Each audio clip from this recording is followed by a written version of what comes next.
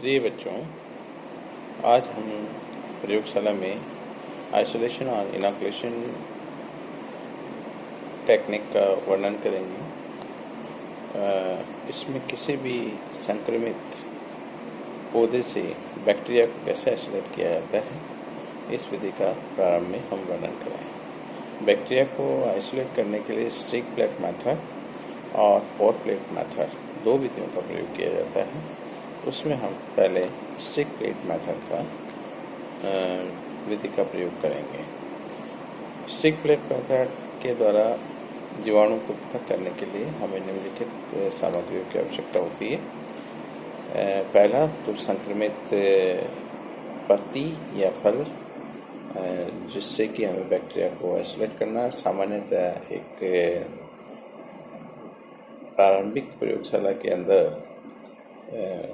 Learning process के हिसाब से साइट्रस कैंकर को एक अच्छा रोग और संक्रमण माना जाता है। अतः इससे संक्रमित कोई भी पत्ती या फल जिस पर कि कॉर्क की ग्रोथ नज़र आती है, उसे हम ले लेते हैं। इसके अतिरिक्त न्यूट्रिएंट अगर मीडियम जिसमें कि 3 ग्राम बीफ एक्सट्रैक्ट, 5 ग्राम पेप्टॉन, 5 ग्राम NaCl, 15 ग्राम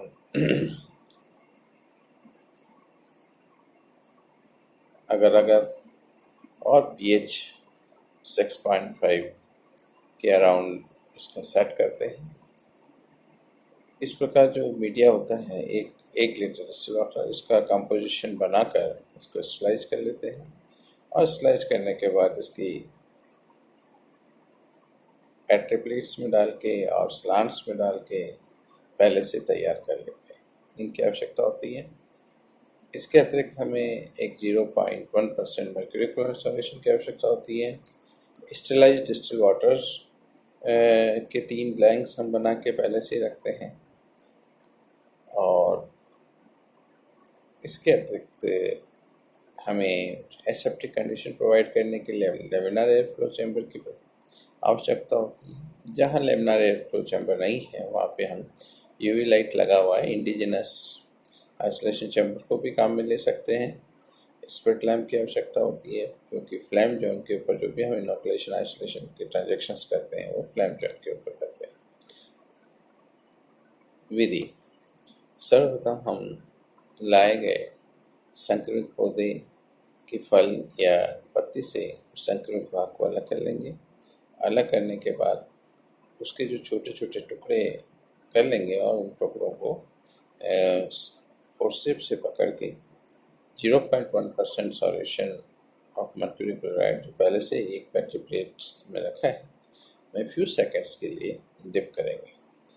इसमें ये ध्यान रखेंगे कि समय ज़्यादा ना हो, क्योंकि अगर हम लंबे समय तक इसको अंदर इसमें छोड़ देंगे तो मर्क्यूरी क्लोराइड सॉल्यूशन अंदर टिश्यूज़ तक एंटर कर जाएगा और वो मेन ऑर्गेनिज्म है उसको भी डेड कर सकता है। हमारा पर्पज सरफेस स्टेरिलाइजेशन करना है। तात्पर्य ये है कि संक्रमित भाग पर कई बार जो सेकेंडरी माइक्रोऑर्गेनिजम्स आ जाते हैं, उन्हें हटाना है और प्राइमरी कॉज को अलग करना है। इसलिए केवल फ्यू सेकेंड्स के लिए हम डिप करते हैं। उसके बाद इसे 3 subsequent washing means स्लाइज water tanks जो हैं उसमें से निकालते हैं एक के बाद एक। उसके बाद हम एक टेस्ट ट्यूब लेते हैं और टेस्ट ट्यूब के अंदर स्लाइज डिस्टिल वाटर लेते हैं।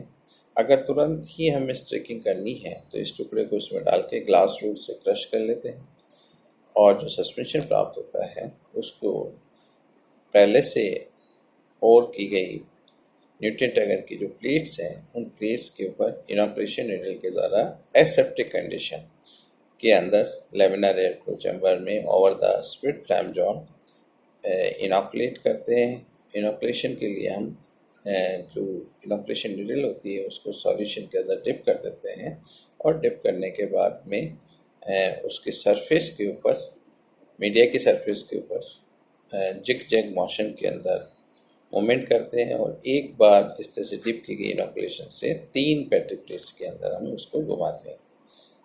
यदि हमारे पास समय है तो जो सस्पेंशन है उसको क्रश नहीं करते हैं, बल्कि जो टुकड़ा है उसको स्लाइस डिस्टिल वाटर की टेस्ट ट्यूब्स में ही छोड़ देते हैं और 24 घंटे के बाद उसकी इसी विधि के द्वारा स्ट्रिकिंग कर देते हैं। इस प्रकार स्ट्रिकिंग की हुई प्लेट्स को हम ग्रोथ चैम्बर या बीओडी के अंदर 25 डिग्री सेंटीग्रेड टेम्परेचर पर रख देते हैं। 24 से 48 घंटे के अंदर इसके ऊपर बैक्टीरियल कॉलोनीज की ग्रोथ आ जाती है। सामान्यतः ये देखा जाता है कि जिस प्लेट 1 जिसमें पहले स्टिकिंग गई उसमें बहुत ज़्यादा कॉलोनीज होती हैं, उसके बाद दूसरी होती है उसमें उससे कम कॉलोनी होती है और तीसरी होती है उसमें कहीं कहीं बिखरी हुई कॉलोनीज होती है। अब ये जो प्लेट्स हैं इनमें से जो कॉलोनी है उसको एक कॉलोनी को हम एसेप्टिकली ओवर द फ्लेम जॉन एक दूसरे पूर्व में बने हुए न्यूट्रिएंट अगर के स्लांट या पेट्री प्लेट के ऊपर ट्रांसफ़र कर देंगे और इस ट्रांसफ़र करने के बाद इसे पुनः इंक्यूबेशन पीरियड में या ग्रोथ करने के लिए बीओडी चैम्बर या ग्रोथ चैम्बर में रख देंगे और 24 से 48 घंटे के ऊपर इसमें हम देखेंगे कि जो सिंगल कॉलोनी थी उसके गुणन या मल्टीप्लिकेशन के कारण पूरी जो पेट्री प्लेट्स है उसमें बैक्टीरिया की ग्रोथ आ गई है, या यूँ कहिए कि जो स्लांट हमने बनाया था उसके ऊपर बैक्टीरियल कॉलोनी मल्टीप्लाई करके वृद्धि कर गई है। इसे हम कल्चर कहते हैं, क्योंकि ये एक सिंगल कॉलोनी से हमने कल्चर तैयार किया है, इसलिए इसको हम प्योर कल्चर या शुद्ध संवर्धन भी कहते हैं। साधारणतया जो साइटस कैंकर है वो जैंथोमोनास कैंपस्टिस पैथोवार कैंपस्टिस के द्वारा होता है। यदि इसके कल्चर कैरेक्टरिस्टिक्स देखें तो न्यूट्रिएंट अगर मीडियम के ऊपर इसकी येलोइस कॉलोनी नज़र आती है। ये ग्राम नेगेटिव नेचर के होते हैं तथा इनमें एक सिंगल फ्लैजेला पाई जाती है। तो इस प्रकार हम एक बैक्टीरिया का जो है स्ट्रिक्ट प्लेट मेथड के द्वारा आइसोलेशन और प्योरिफिकेशन करते हैं। इस दूसरी विधि पोर प्लेट मेथड है। पोर प्लेट में हम क्या करते हैं कि जो सरफेस स्टरलाइजेशन करने के बाद उस टिश्यूज़ को हम एक 90 ml या 9 ml, अगर टेस्ट ट्यूब यूज कर रहे हैं तो 9 ml, अगर फ्लास्क यूज कर रहे हैं तो 90 ml स्लाइस डिस्टिल्ड वाटर के अंदर उसको डिज़ोल्व कर लेते हैं और डिज़ोल्व करने के बाद स्टॉक सॉल्यूशंस जो होता है उसका 10 ml इस 90 ml में ट्रांसफ़र करते हैं। फिर अगला 90 ml फ्लास्क लेते हैं, उसमें इस 90 ml में से 10 ml उसमें ट्रांसफ़र करते हैं, फिर इस 90 ml उसमें। इस प्रकार हम जो डाइल्यूशन बनाते हैं इनको हम 10 फॉल डाइल्यूशन टेक्निक कहते हैं। यदि इसी तरह से हम टेस्ट ट्यूब्स यूज़ करते हैं तो टेस्ट ट्यूब में 999 ml करते हैं, तो स्टॉक सॉल्यूशन में 1 ml पहली में, फिर उसमें से लेके दूसरी में से लेके तीसरी में, इस तरह के ट्रांसफ़र करते हैं। तो सामान्यतः जो एक बैक्टीरिया होता है उसके आइसोलेशन के लिए 10⁻⁻⁶ डाइल्यूशन को हम यूज करते हैं और डिफरेंट डाइल्यूशन को भी आइसोलेशन टेक्निक में यूज किया जा सकता है। उसका एक सिंपल सा तरीका है कि ये जो जितने 10 फॉल डाइल्यूशन टेक्निक से डिफरेंट डाइल्यूशन तैयार हुए हैं उनमें से 1 ml 1 ml 1 ml 1 ml हर एक पेट्री प्लेट में पहले ले लिया जाता है और फिर जो मीडिया पहले से बना हुआ है न्यूट्रिएंट एगर मीडिया, उससे लुकवार्म स्टेज में उसको ट्रांसफ़र करते हैं और हॉरिजॉन्टली इन प्लेट्स को हिला लेते हैं। हिलाने के बाद इनको सॉलिडिफाई होने पे इंक्यूबेट कर दिया जाता है। 24 से 48 घंटे के अंदर इनमें कॉलोनियाँ उपस्थित हो जाती है। क्योंकि इसमें हम मीडिया पहले पोर करते हैं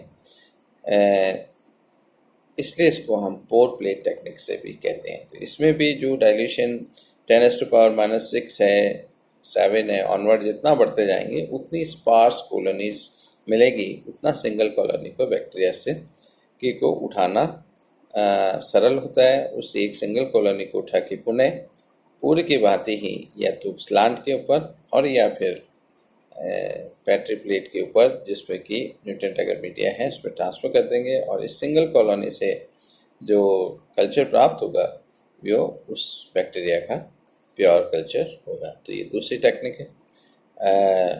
सावधानियाँ आइसोलेशन और प्योरिफिकेशन में ये सावधानियाँ रखते हैं कि एक तो हमें सरफेस स्टरलाइजेशन प्रॉपर करना है, दूसरा जो एसेप्टिक कंडीशंस हैं वो एसेप्टिक कंडीशन हमें लेमिनार एयर फ्लो है तो लेमिनार एयर फ्लो का जो प्रक्रिया है उसके अंदर सरफेस स्टरलाइजेशन करना है, स्प्रिट लैम्प जलाना है, यूवी लाइट जलानी है, एयर ब्लावर है उसको चलाना है, हीपा फिल्टर सही होना चाहिए आदि का ध्यान रखते हैं। इसी तरह से जो इनोकुलेशन आइसोलेशन करने वाला साइंटिस्ट है या ऑपरेटर है वो अपने हाथों को स्प्रिट से सरफेस स्टरलाइजेशन करें और मीडिया जो है वो हमारा पहले से ही प्रॉपरली स्टरलाइज होना चाहिए। कोई भी चीज़ कंटेमिनेट नहीं होनी चाहिए।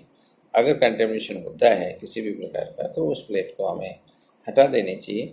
इस प्रकार हम सावधानी रख के आइसोलेशन और प्योरिफिकेशन किसी भी बैक्टीरिया का कर सकते हैं। धन्यवाद।